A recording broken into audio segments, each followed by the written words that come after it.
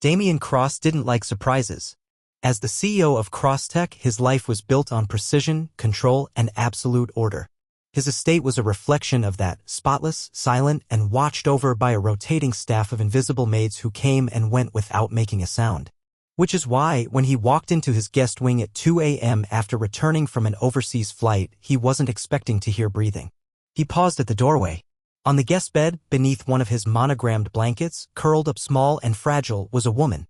She was fast asleep, her cheek pressed into the pillow, lips parted slightly, arms clutching something close to her chest, a duffel bag. Her clothes weren't pajamas. They were her only clothes. Damien didn't yell. Didn't call security. He simply stood there, stunned. She stirred, slowly opening her eyes. Panic set in instantly. She bolted upright, breath catching. I'm sorry. I wasn't stealing anything. I just needed a place to sleep. Please don't call anyone. I didn't touch anything. I swear. He blinked. She looked terrified. But not dangerous. She looked exhausted. Damien crossed his arms. Who are you? She swallowed. I work here. I wasn't supposed to be here this late. You're sleeping in my guest room, he said, voice like steel. That's not late. That's trespassing. The woman stood, duffel bag clutched in front of her like armor. Her eyes were wide and damp. I'm sorry. I had nowhere else to go. I'll leave. She turned, but he didn't move. Something in her voice stopped him. Damien Cross never kept strangers in his home. But this night, something told him to ask the question he never asked. What's your name? She hesitated. Then, Ava. Damien didn't say another word as Ava slipped past him, head down, gripping her duffel like it held what little dignity she had left. She expected security to follow. She expected flashing lights or a threat of jail. But instead, nothing. Just the echo of her footsteps across marble and a cold voice behind her. Stop. She froze. Damien was still standing in the hallway, arms crossed. He looked at her like a puzzle he hadn't decided to solve yet. Where do you live? He asked flatly. She didn't answer at first. Then, nowhere. He narrowed his eyes. You sleep here often? Ava shook her head. Only once before. On the nights when the last bus left and I didn't have money for a rideshare. She was trembling now. Not just from fear, but from the realization that the facade had cracked. That someone saw her reality. He could have fired her on the spot. But instead, he said something that made her blink. The staff quarters are empty after 10. There's a private shower. Food in the pantry. Use it if you need to. But you should have asked. She looked up. Eyes stunned. You're not firing me? He exhaled like he didn't quite believe himself either. No. But don't mistake this for charity. You're still on the clock in the morning. Ava nodded, too overwhelmed to speak. Her throat tightened with something dangerously close to tears. She disappeared into the staff wing without another word. Damien stood there for a while, still as the house around him. He hated mess. He hated chaos. So why couldn't he stop thinking about the girl who brought both into his home and didn't ask for a thing? Ava woke up before the sun. She'd barely slept, too afraid that one of the chefs or housekeepers would find her curled in a utility closet and report her. But the room Damien had pointed her toward, small, clean, forgotten, had a lock on the door. She felt safer than she had in weeks. By 5:45 a.m., she was already dressed, apron on, broom in hand, like nothing had happened. But it had, because when she stepped into the kitchen, Damien was already there. In a crisp white shirt, no tie, sleeves rolled, pouring his own coffee. He glanced up. You're early. She stiffened. I thought it would be better that way. He gestured to the empty table. Sit. She blinked. I'm staff. You're hungry. Ava hesitated. Her stomach answered before she could. She sat down slowly, unsure whether it was a trap or a test. A moment later, he placed a plate in front of her. Toast, eggs, and blackberries. She stared at it. This isn't what I'm supposed to. I don't like wasting food, Damien said simply. Eat. Ava picked up her fork, hands trembling slightly. The food was warm, real. She hadn't tasted blackberries in over a year. He watched her, not like a predator, but like a man trying to understand what he couldn't explain. After a long silence, she asked softly, Why didn't you send me away? He sipped his coffee, didn't answer for a moment. Then, without looking at her, Because you didn't ask me for anything. By midday, Ava had scrubbed the gallery floors twice and folded every towel in the guest bathrooms like it was an art form. No one else in the house spoke much. Most of the staff were part-time or came in shifts. It was easy to stay invisible. But not to him. Damien had a way of showing up silently, like a shadow with too much purpose. She was wiping down the tall windows in the atrium when she heard his voice behind her. "You're overdoing it." She turned too fast, nearly slipping off the stepladder. He caught her arm. For a second, just a second, they were too close. Her breath hitched and so did his. But he let go fast. "Don't polish them to the point guests walk into the glass," he added. Ava gave a nervous half-laugh, unsure if he was joking. He wasn't. But he also didn't walk away. He studied her, more curious than cold today. Then he asked, "Where are your parents?" Ava's hands paused mid-wipe. "Gone." It wasn't a lie. Not the full truth either.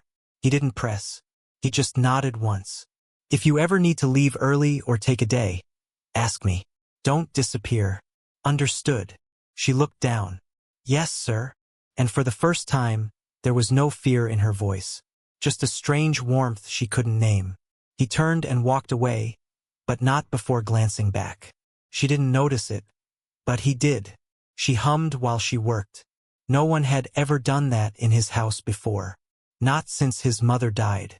That night, the sky cracked open. Thunder rolled across the hills like cannon fire, and rain battered the mansion's glass like 1,000 tiny fists.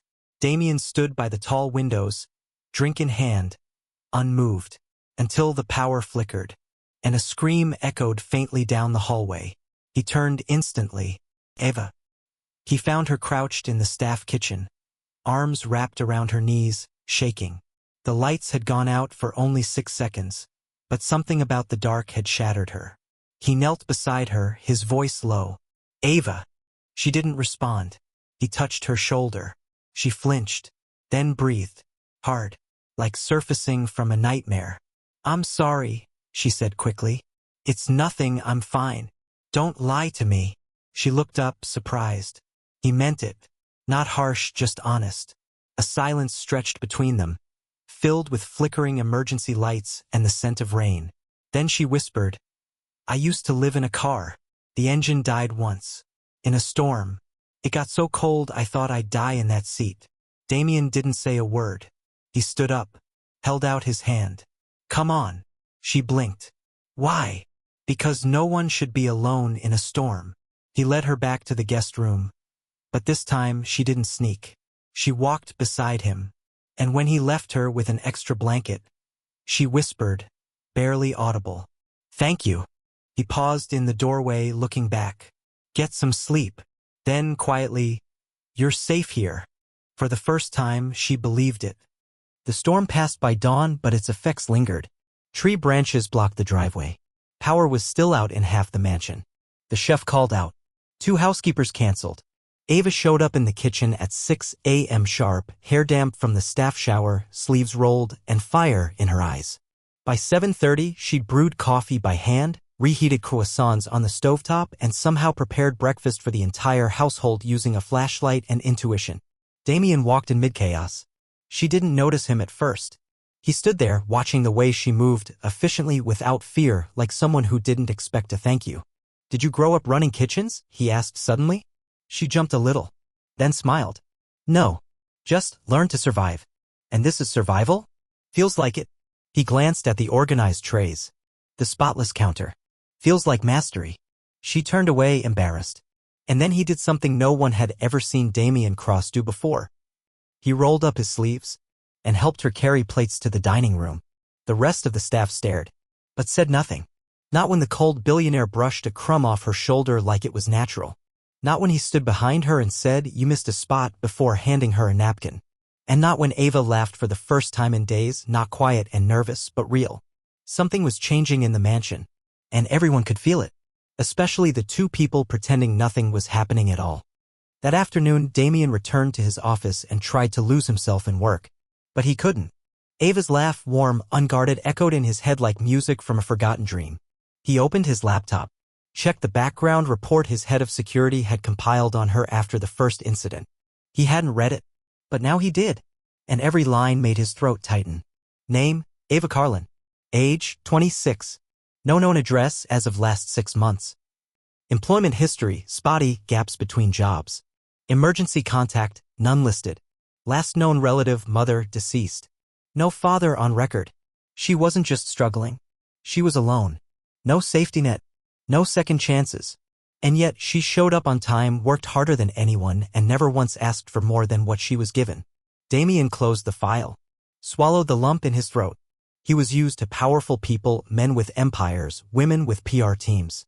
But Ava? She was strong in a way they'd never understand. The kind of strength born from having no one and surviving anyway.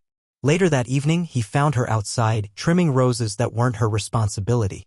You don't have to do that, he said. She didn't look up. I like doing things that grow. He didn't answer at first. Then, how long are you planning to stay? She paused. Finally looked at him. Until you tell me to go? Something inside him cracked. Not love? Not yet. But something warm enough to grow. It was supposed to be just another corporate event. Every quarter, Damien hosted a small gathering at his estate. Potential investors, board members, heirs and heiresses in suits worth more than Ava's entire life. She was told to stay out of sight. Clean before and after, the house manager had instructed.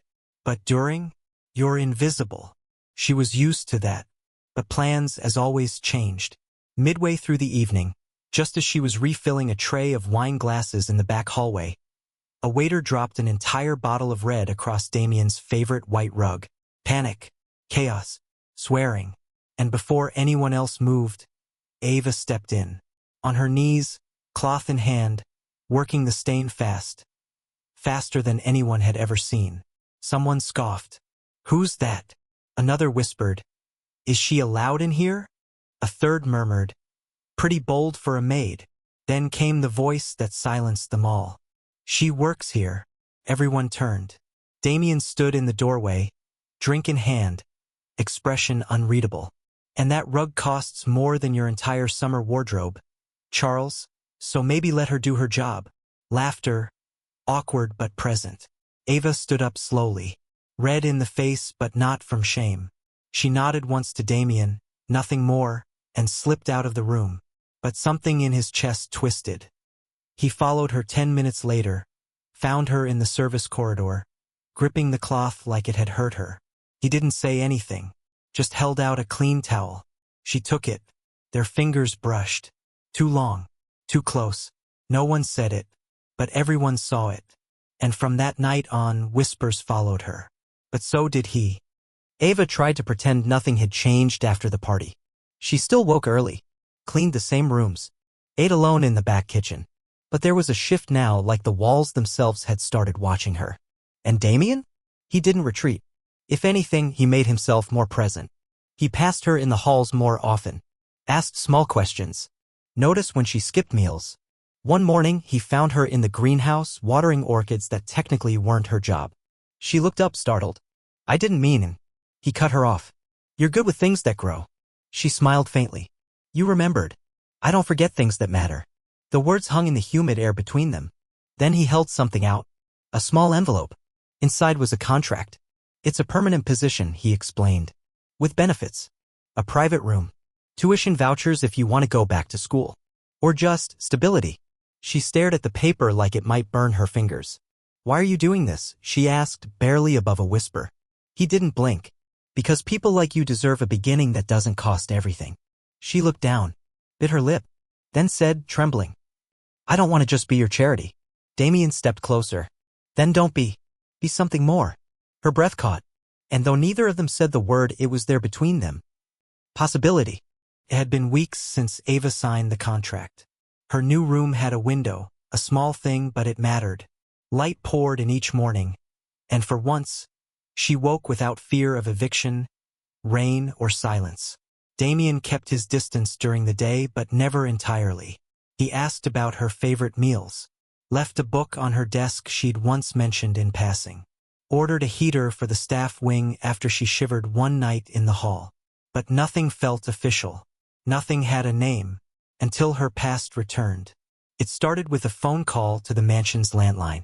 One of the assistants passed the message to her. Someone asking for Ava Carlin. She froze. Then the knock came. Not a stranger. Her ex. The reason she left the city. The man who took her last apartment, her savings, and almost her future. He stood at the gate, charming as ever, smiling like the past was water under a bridge.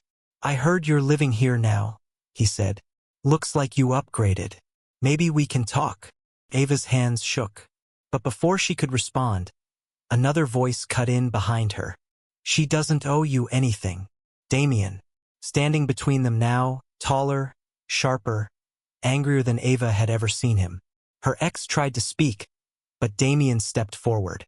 "If you contact her again, even once, I'll make sure every door in this city is closed to you. Permanently." Silence. Then footsteps, retreating. And when the gate slammed shut, Damien turned to her, softer now. "You okay?" Ava nodded. Then quietly, "I am now." That night, Ava couldn't sleep. Not because of fear, not anymore, but because of the quiet. A different kind of quiet. One that asked questions. Why had he defended her? Why had his voice cracked when he said she didn't owe anyone anything? And why was she hoping he'd knock on her door? She padded down the hallway, barefoot, past the empty guest rooms until she found herself standing outside the east drawing room, the one with the piano no one played and the fireplace always cold. Except tonight, it was warm. And Damien was inside. He looked up from the armchair, a book half open in his lap. He wasn't surprised to see her. On the side table were 2 cups. Still warm. He stood, gestured to the seat across from him. Said nothing. She sat. And for the first time since she arrived in that house, she didn't feel like a guest. Or staff. Or even a girl who had once slept on the floor. She felt seen. He poured tea into her cup. No words. No agenda. Just 2 people. And something in between. After a long silence, she asked softly, "Why me?" He looked at her for a long time before answering. "Because you made this place feel like home again." Her eyes welled, but she didn't cry. She just leaned back. And stayed. For once, without permission. Spring arrived early that year. The mansion's gardens bloomed louder, brighter. The halls didn't echo as sharply. Even the kitchen began to smell like cinnamon instead of silence. Ava had stopped tiptoeing. She laughed now, real laughter. She kept her books in the library. She sang while she folded linens. And sometimes when she thought no one was watching, she danced barefoot in the sunroom while cleaning the windows. Damien was always watching. One morning, she woke to find an envelope slipped under her door. No return address. No letterhead. Inside, a deed. To a cottage. On the far end of the property, one she'd never even seen. Her name was on it. No strings. No contract. No expectation. Just this. "You don't need to earn safety. You deserve it. D." Tears fell fast, not from sorrow, but from the overwhelming truth that someone believed in her. Really believed. That night, she found him in the greenhouse. He turned when he heard her. But before he could speak, she walked right into him. And hugged him. No words. Just everything she didn't know how to say pressed into the chest of the man who once lived in marble silence and now watered the flowers she planted. She whispered, "I never thought I'd be loved where I used to beg to be seen." And Damien, voice low, said only, "You were never invisible, Ava. You were just waiting for someone who could see."